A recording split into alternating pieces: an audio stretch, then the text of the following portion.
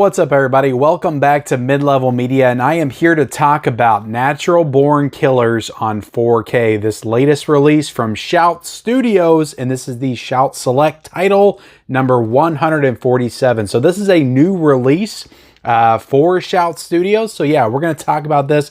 I'm going to talk about my thoughts on the movie. I just got done watching it, so this is going to be very raw thoughts and opinions, very off the cuff. I don't have any notes wrote down, but we're going to talk about the movie, my first time watching the movie, my thoughts on it. We're going to talk about the 4K transfer. We're going to talk about the audio. We're going to talk about the special feature. There were quite a few new special features in this release, and then we're gonna do a little unboxing as well. I have another release of Natural Born Killers that I am also going to show off, a really cool release, so stay tuned to that. And then I'm just gonna paint the overall picture, guys. Is Natural Born Killers worth a pickup? This is going for $29.99 currently on Amazon. I will link it down below in the description if you decide you want to purchase it based on what I have to say here today. So before we get into it, like, comment, subscribe, all that good stuff. Turn on bell notifications for all future videos. I've always got reviews, unboxings, just something to do with physical media is always going on this channel. So make sure you hit the subscribe button and don't miss any of it,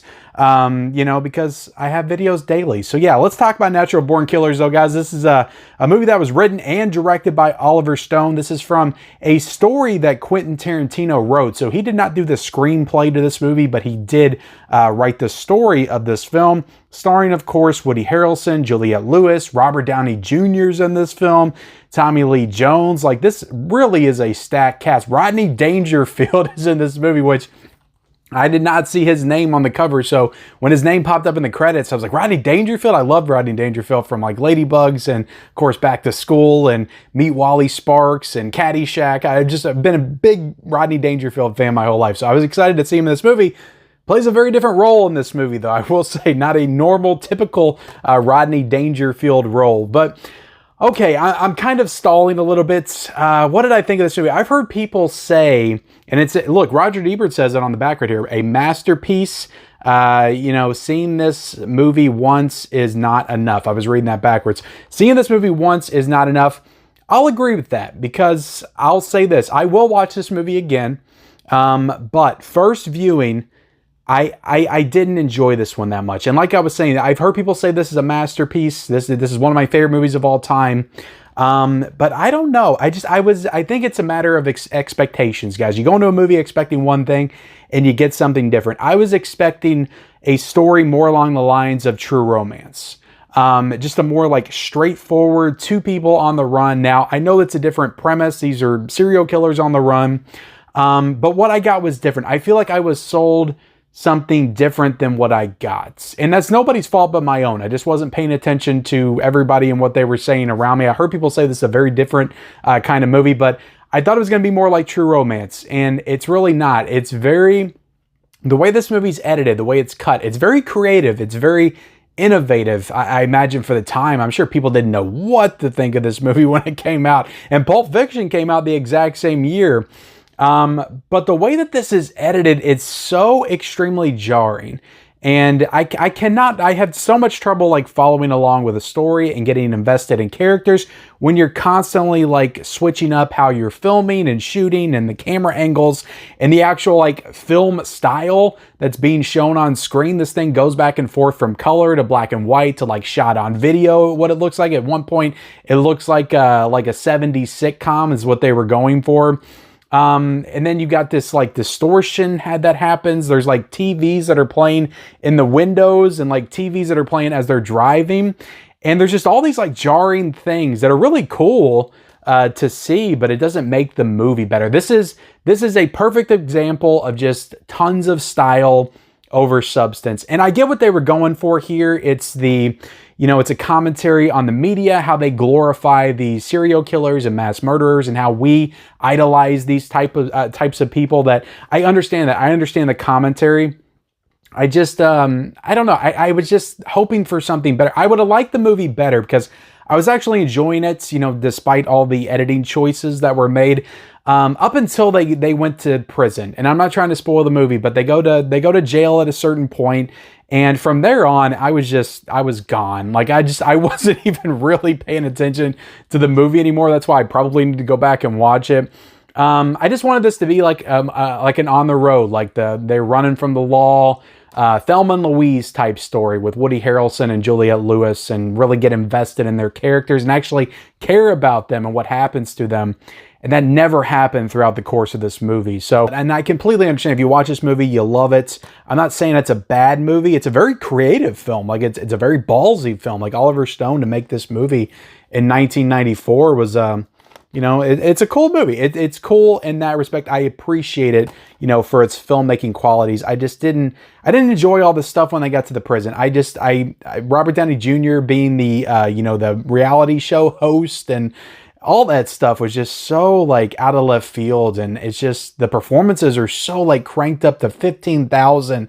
Like Tommy Lee Jones, this was his audition for Two-Face. I'm convinced this was his audition for Two-Face for Batman Forever. This came out in 94. Batman Forever came out in 1995. He acts just like he does in Batman Forever in this movie as the warden of the jail. So yeah, Natural Born Killers, I just didn't like it. I'll be honest. I'll be flat out. I appreciated certain aspects, but you know, I'll always be honest with you guys. I did not like this film. I would give it like a 2.5 out of 5, but it is a movie that, like I said, I appreciate certain aspects. There are some things I want to go back and rewatch this movie knowing what it is and see if I get more out of it the next time I see it, but it'll probably be a couple of years before I return to this movie. So let's go ahead and get into the 4K restoration that Shout Factory did for this one. So this is a native 4K with Dolby Vision and HDR10. And here's the thing.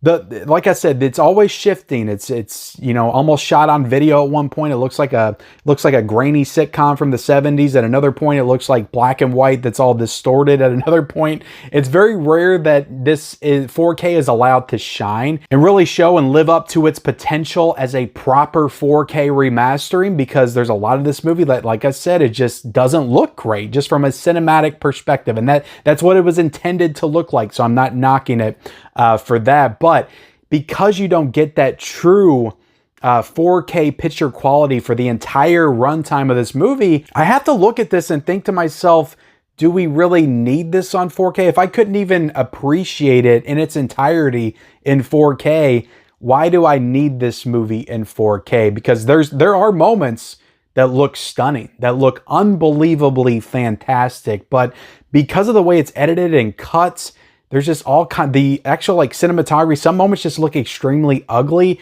and it's jarring and it's distorted, and it just, I don't need it in 4K and all of these other parts. So I feel like 25% of the movie I could actually appreciate for the proper 4K restoration with the HDR. Like the moments in the actual like the drugstore with the green lights, all that stuff looks excellent. And you know, when this 4K is allowed to truly shine, it looks spectacular, like it really does.